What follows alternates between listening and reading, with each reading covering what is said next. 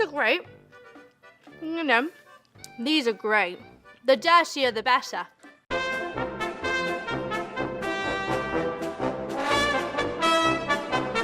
I don't know how to open this video.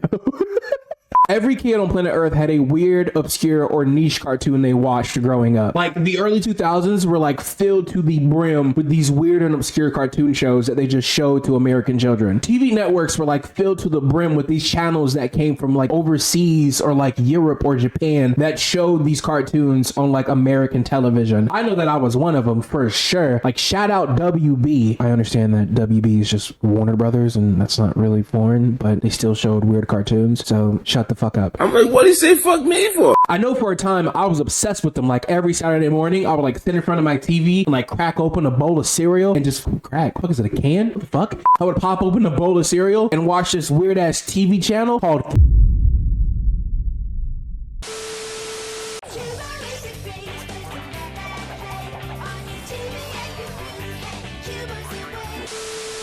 Now, Cubo was technically an American channel, so that made my last previous statement just say fuck all and fly out the window. But, listen. It doesn't mean that there wasn't strange and fucking obscure shows on that specific channel. Let's start off with the first show called Jane the Dragon, which is just a show about a girl who's trying to be a knight, but is also friends with a fucking dragon. And there was another show that was called 321 Penguins, which I know some kids kind of remember. It's a show about these 4 penguins that are toys that come to life by this little kid's imagination and then go on adventures together and learn life lessons and shit. It's kind of a wholesome show. I also just found out it's a Christian show, apparently. Like VeggieTales Christian. Like, it's Jesus take the wheel. Like, what the hell? We were in slavery. I swear to you not, there was no sign of Jesus in that show at all whatsoever. But hey, praise Jeebus. How you doing? Peace be with you. Praise Jeebus. But then you have other shows like Bar, Clash of the Titans, Liberty Kids. We all remember Liberty Kids, right? All the cool history class and Liberty Kids. So the list goes on of how many low-key TV shows was on this network. But also, this was kind of like an extra TV channel, so not many kids in my neighborhood had access to this TV network. And I say that because back in the early 2000s, when my family started making some Benjamin Franklins, as you can say, we started to get a little bit more money. I don't know why I just said that twice for some fucking reason. Anyway, so when my family started making them Benjamin Franklins, my mom decided to upgrade from my basic cable package. So we went from having access to 65 channels to about 50,000 channels in the span of a day, and that was a game changer for me, which is going to segue into the next thing we're going to talk about. Like, this is some real exclusive shit. Like, I think not a lot of kids are going to relate to this nowadays, but back then we had some shit called VOD. If you don't know what VOD is, I'll break it down for you. VOD is basically...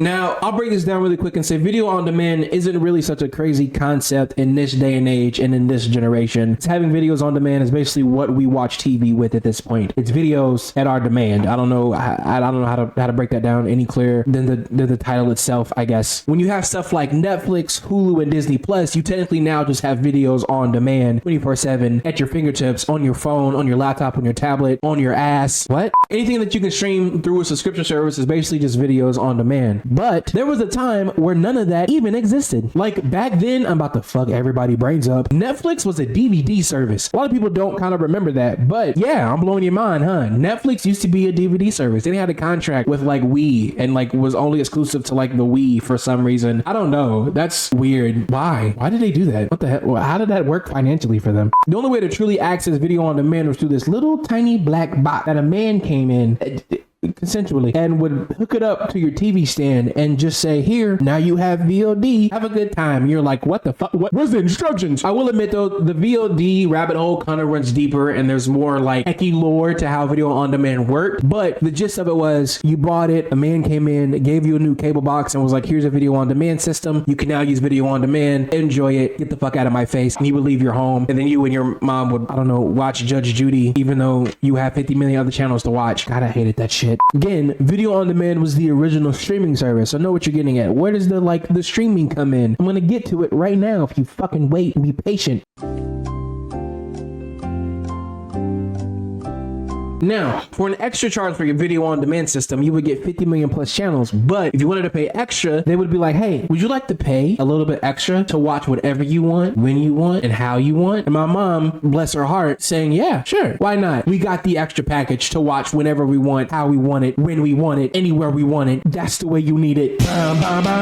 So now with access to actual video on demand and watching whenever you want, this was a dream come true. This was like the infinity gauntlet of cable in your hand, and you just had access to everything. But here's the kicker. Here's the kicker with video on demand. It never had shit that you wanted to watch, ever. The double-edged sword of video on demand was, yes, you did get things when you wanted to watch them. If you wanted to watch Grey's Anatomy, boom, watch Grey's Anatomy. If you wanted to watch Drivers, Dives, and Dines, boom, watch Guy Fieri. That is gangster.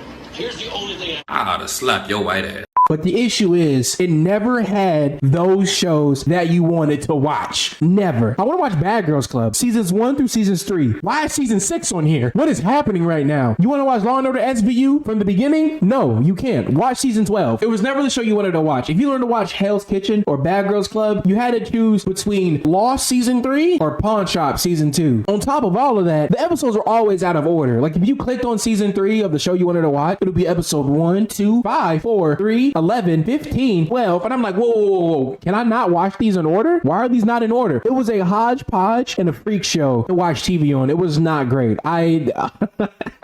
God, video on demand was so terrible. It was so terrible. The issue was video on demand was like very finicky, and I mean incredibly finicky. Even though it only gave you 50% of the things that you actually wanted to watch, it was really cool as a kid to sit down and just watch all these weird cartoon shows that they had and able to stream for you to just explore and experience with. And video on demand was cool for a lot of reasons. One of those reasons being what we're going to talk about today specifically. I cannot thank video on demand enough for showing me this show and just driving home how much I actually enjoy foreign television. Like, this show was popular overseas for a reason, and decided to give it access to the Americans here. And honestly, I thank the British for that, because thank you. I appreciate it, because right now the only thing you guys got is fish and chips and Brexit. So I don't know. Anyway, this is such a comfort show for me. Like, when I watch it, I just feel warm inside, and I just want some soup or some crackers with cheese. You'll get that joke later. The fact is, I'm just crackers about crackers. I'll cut to the chase right now so we can go and get to the topic at hand. But the show that we're talking about today is going to be...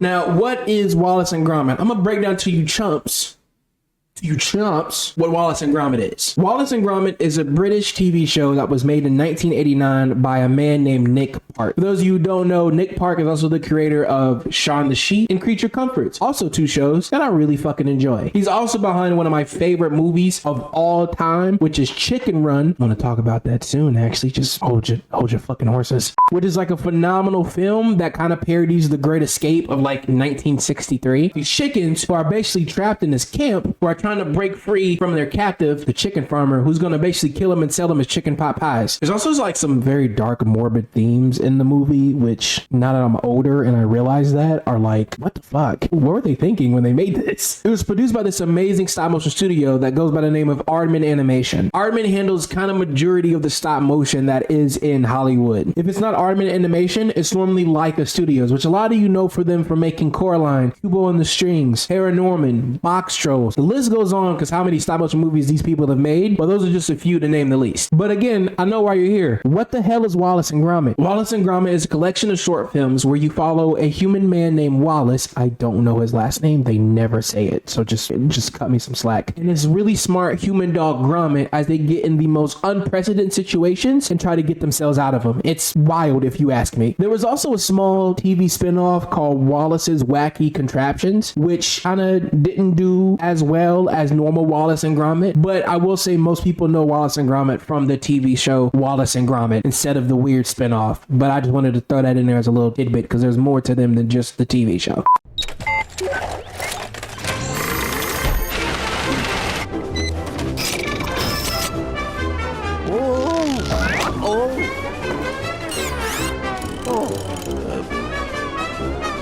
But they're mostly well known for their really well directed short films. The first short film being called A Grand Day Out, which the whole episode just follows Wallace and Gromit finding out the moon is made of cheese. So they build a rocket ship, go to the moon to Take the moon cheese. I wish I was making this up. I swear to you, I'm not. I will say that more crazy shit happens in that specific episode, but I won't dive into that unless you want me to, but I might anyway. I really like this show. More crazy stuff happens in that specific short film, but that's just the gist of it. Moon got cheese. Let's go get the moon cheese. Let's build a rocket to the moon and get the cheese. These niggas are obsessed with cheese. I wish I was joking. No crack, Gromit. We've forgotten the cracker.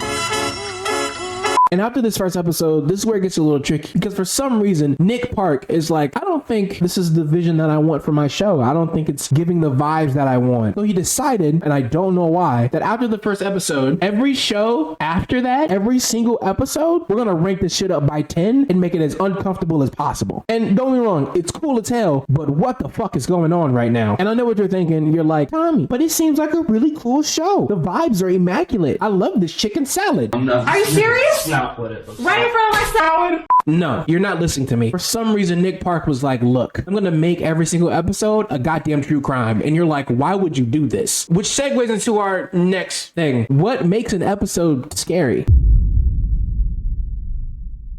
There was a point in time where as kids, there was always a TV show or an episode of a cartoon that made us entirely uncomfortable. Like, I mean, we refused to watch it uncomfortable. And for a lot of people, it was certain things. For me, it was fucking Mr. Meaty. Trying to look up footage for this show without wanting to gouge my eyes out was really hard. So you should probably like and subscribe for the torture I just went through to get this footage because fuck this show entirely. I don't know why Nickelodeon decided to put this nightmare on television, but I had friends that loved this show. I have people that come to me and just say, bro, you remember fucking Mr. Meaty? Yeah, I do. I have night terrors about it. Why the fuck would you bring it up right now in front of me at this moment on my birthday at my birthday party with a birthday gift? Are you kidding me right now? So you just gonna bring me a birthday gift on my birthday to my birthday party on my birthday with a birthday gift?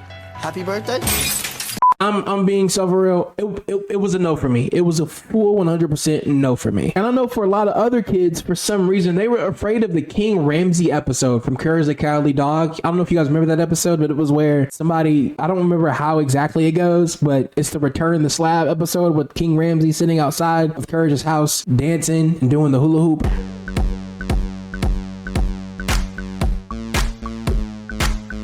I don't find that scary. I sung the song. I thought it was pretty good. I also find it crazy because that show was filled with other uncomfortable and scary episodes, like the fucking dog and cat episode. Bro, I was a child, and even as a child, I was like, dog, this is like physical and emotional abuse. This is not okay. Some people were okay with that. They were like, yeah, he got it. What? I don't know. That's just me. That's just me. I thought that episode was weird, but hey, to each his own. Or some people were afraid of the butterfly episode of SpongeBob, which, granted, I understand was just a jump scare of a butterfly, but also, come on, dog, it's a butterfly, which I found weird because the Splinter episode exists, and so does the Toenail episode. Y'all gotta make this make sense of like what episodes made you uncomfortable. I actually want to know that. Tell me what episodes made y'all uncomfortable as a kid, because that shit, them episodes fucked me up entirely, like mentally. But even with all of that being said, nothing compares to what Nick Parkwood did with Wallace and Gromit of making it a true crime, Criminal Minds, Mystery Mountain hodgepodge of a TV series. Like after the first episode, the entire series takes a complete tone shift, and you are just astounded by the creative writing that he did with this show. I think I'm done building the suspense for this episode because I think I'm just ready to talk about it. I think I need to let you guys know what made this show so phenomenal. So with that being said, we'll get that out the way. With that being said, let's talk about the most scariest episode of cartoon history.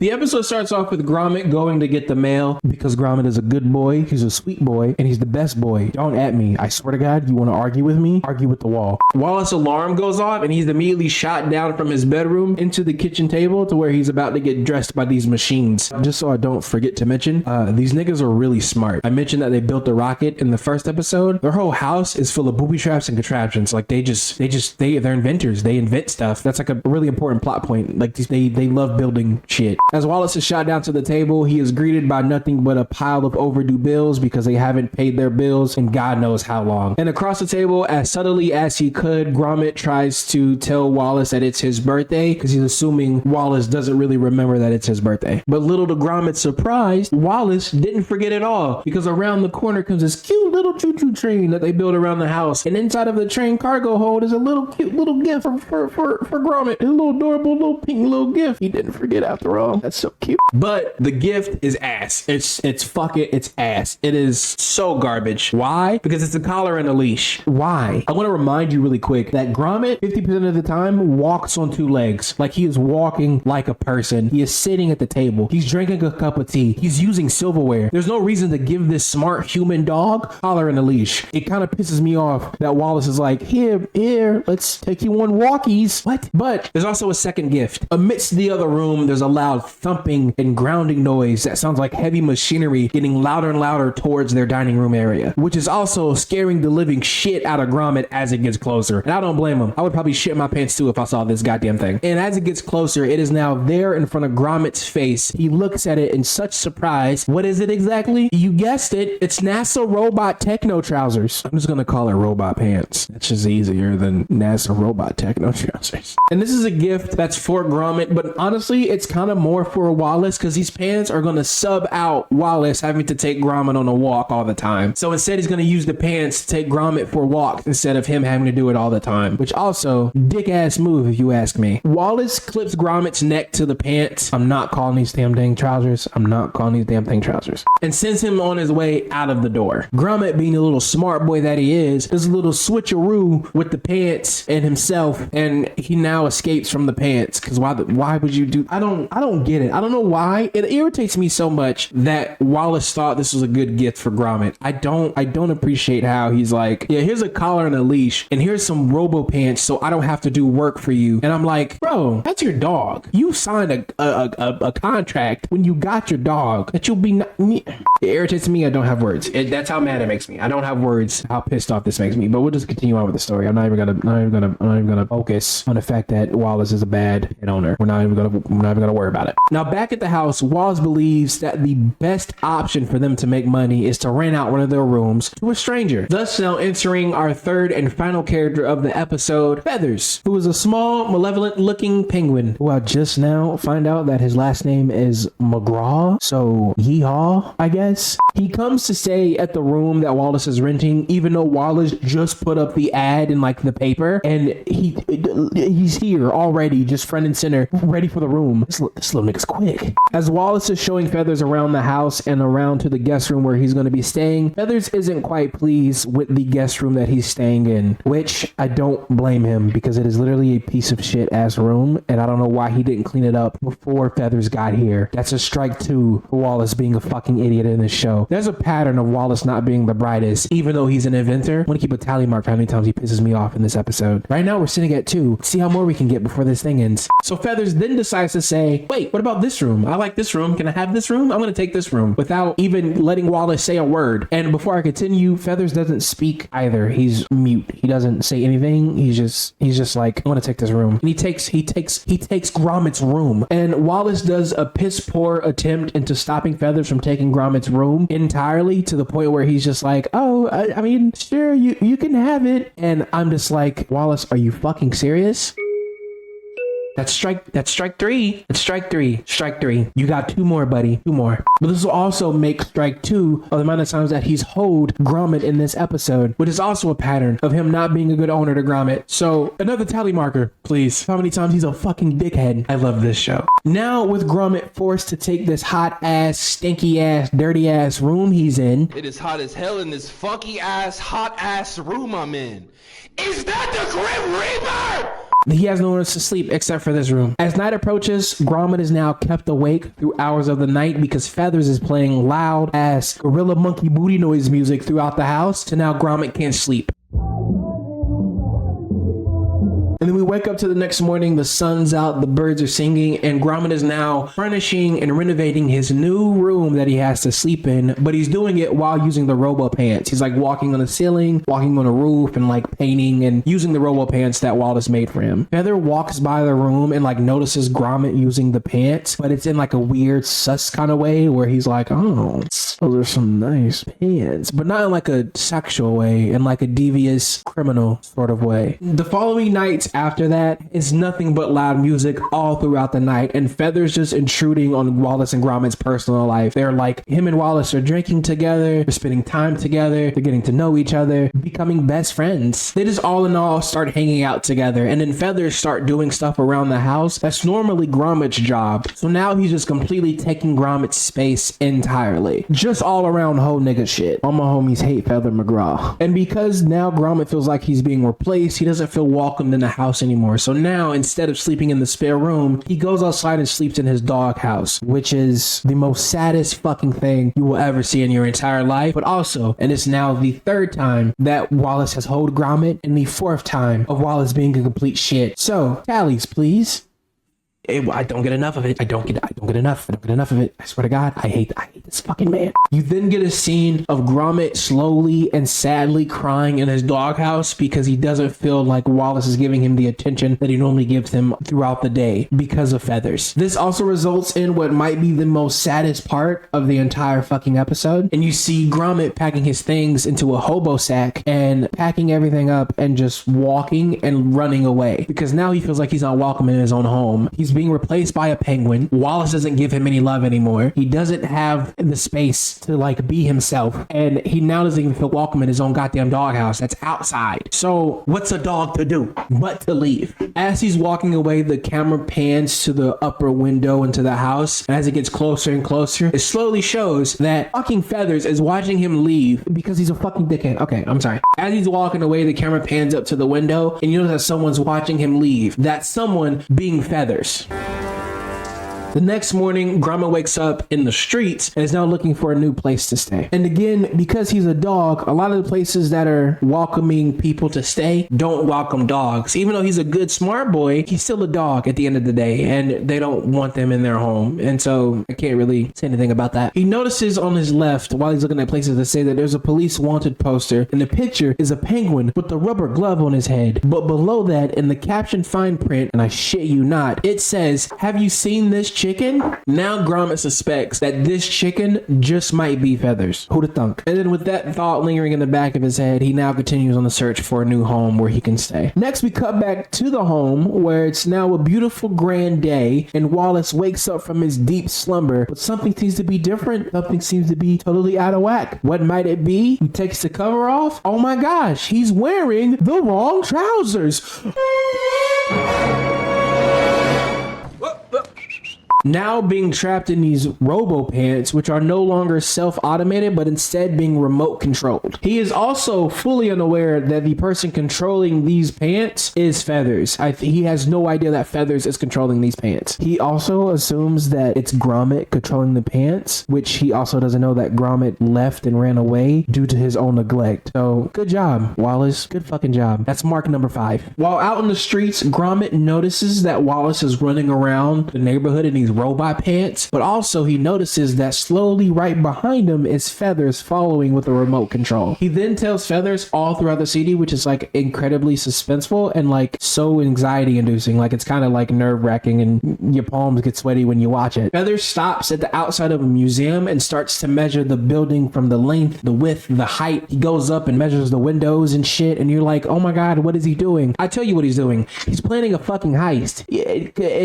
He's going to steal something from this museum. He's a criminal. He's a criminal. I'm gonna cut that out the way. He's a criminal. The one you saw on the poster, it's Feathers. It's Feathers is the chicken. He's the chicken. I don't know if you couldn't catch that. He's the chicken. And while all this is happening, Gromit is watching from a far distance, but he's watching it inside of like a weird dog food box with like a weird eyeball cut out. And as Feathers is walking away, you get like a small jump scare of Feathers noticing that Gromit is there, but he doesn't think it's Gromit at all. It's kind of like scary, but also funny at the same time. I'll like play a couple of seconds because that shit right there, it scared me as a kid, and it kind of scares me a little to this day and age. Little. All right, I'll play it. I'll stop being a fucking idiot.